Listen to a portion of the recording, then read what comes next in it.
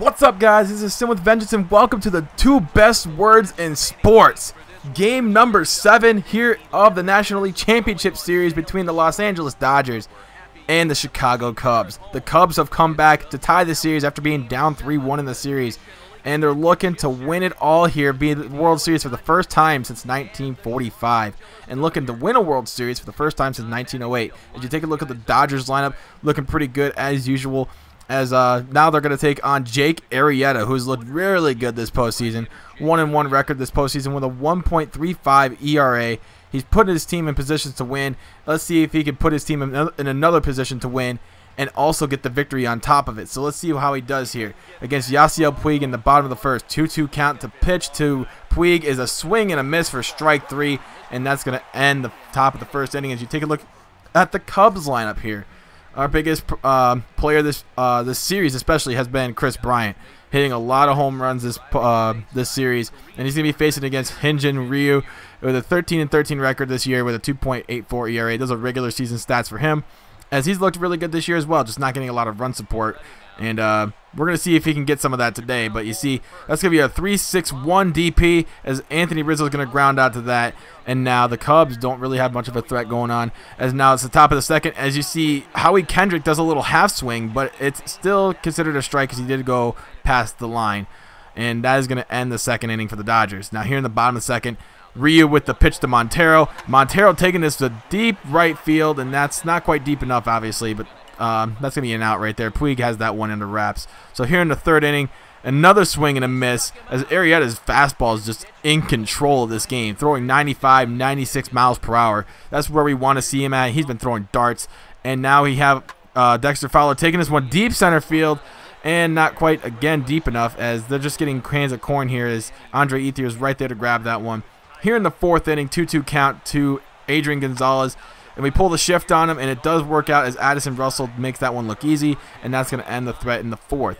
Here in the bottom of the fourth, though, things are going to get a little bit more interesting as the game goes along, and the pitchers are starting to get a little bit tired. They've been pitching tirelessly this offseason, not this offseason, but this postseason, and man, they've been putting in the finest of work, this game especially. So here in the fifth, Howie Kendrick pops up to Jorge Soler, ending that threat in the top of the fifth. But in the bottom of the fifth, this is where things are starting to get a little bit more interesting. Ryu with the pitch to Del Carmen, and Del Carmen takes this one into left field. Base hit over the head of Crawford. That one's going up against the wall, and a run is going to come across the score, making it 1-0 Chicago. We finally break the mold. The Cubs have the lead in Game 7 of the National League Championship Series. Next batter up, Jake Arrieta with the runners on the corners. We're going to do a sacrifice bunt. He places down a perfect bunt, and that one is going to be a run scored and a runner in scoring position. Jake Arrieta did like the perfect sacrifice. This guy has been MVP-ish all game long, and he's helping his own cause. So here in the next batter, Dexter Fowler taking this one into right field. That one's going to have a run come across, as well as it's now 3-0 Cubs, as Ray Del Carmen makes it look easy at getting across the plate, because that throw from Yasiel Puig is a bit off to the right. So a couple batters later, it is Anthony Rizzo with 2 on, 2 outs. Here's the pitch from Ryu. This one's going to be taken into center field for another base hit, and Anthony Rizzo gets an RBI of his own. He joins the RBI club, as it's now 4-0 Cubs, as Addison Russell is now safe at third, but now that's going to end the Cubs' rally of 4 runs in the fifth. Here in the sixth, runner on third for Crawford, and that's going to be an out right there. But the run does come across the score, so making it 4-1 Cubs, as Rollins comes in, breaking the Dodgers mold a little bit. But you got next batter, Jacob Turner, curveball. Not going to look at that. He's not going to swing at that one. He's just going to be caught looking. So now here in the bottom of the sixth here, with Miguel Montero at the plate, the pitch from Santos is going to be taken to Howie Kendrick, and Howie Kendrick making that look easy. And Ryu's done for the day. Obviously, he didn't do a very good job in the fifth inning, and that's really going to come back to bite him if the Dodgers don't come back. So that's going to cost him the series even. So here in the seventh inning, Dexter Fowler up, Santos with the pitch, and this is a curveball that's going to be taken down to Howie Kendrick, and that is going to be the end of the seventh inning. So the Cubs just need a few more outs here, as Jock Peterson at the plate in a pinch hitting role, as Jorge Soler is going to take that one to put the Jock Peterson away. So here in the eighth inning, Santos with the pitch, and it's taken deep center, and Jorge Soler says, let's make this a 4-run lead, as he takes this one out of the park.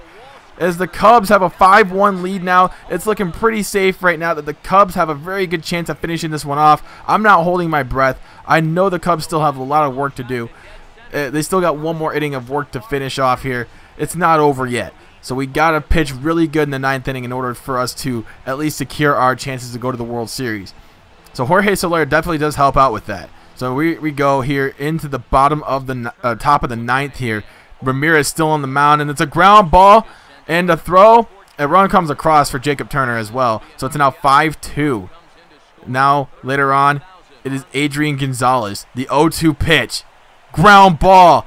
And this is going to be it. The throw from Castro is on to Rizzo, and the Cubs are going to the World Series for the first time since 1945.